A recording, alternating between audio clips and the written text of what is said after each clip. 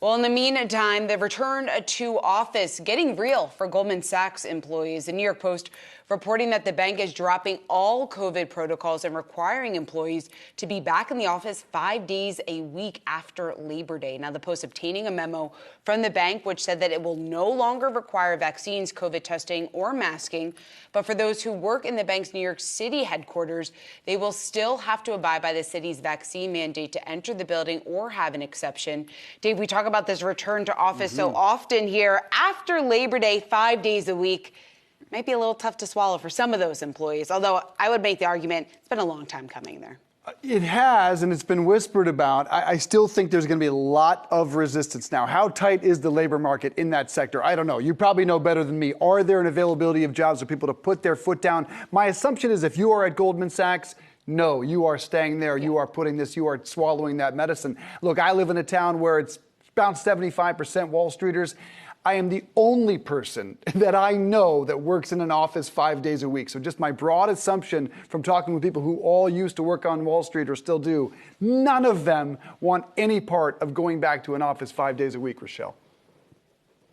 I mean, I thought the timing was interesting that it's coming out on Tuesday and they're like, yeah, it's happening right after Labor Day. So if you've moved somewhere thinking you're going to be remote for a while and you have to report back basically in a week, yeah, you're in a bit of trouble here. But I mean, the writing was on the wall, especially as we've been talking to different experts about the banking sector really being one of those ones pushing sort of the return to office. And instead of going sort of the enticement route, they're instead going with stick instead of carrot. They're like, look, this is what it's going to be at Goldman Sachs. You want that New York salary? You know, you come and sit down and you work in New York. But I think the length of the notice is pretty short. And I mean, I don't know what the fallout's going to be. I don't know if people are going to suddenly be like, look, my work-life balance has changed and I don't want to come back to this. Yeah, I'm not sure it was a total shocker for most employees at Goldman Sachs that have probably been hearing about this for a couple of weeks, if not months. Now, also, Apple is Tuesday as well. And they've had 1,000 employees as of right now who've already signed that letter saying, hold on, not so fast. Now, that is an entirely different environment in California,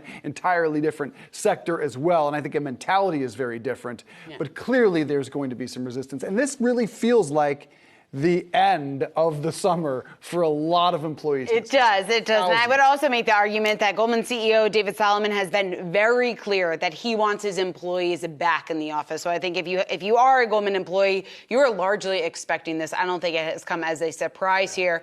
Will be interesting to see how it all plays out. I would think that the majority, if not all, of the employees are going to abide by it. You can only fight so much, but we will see.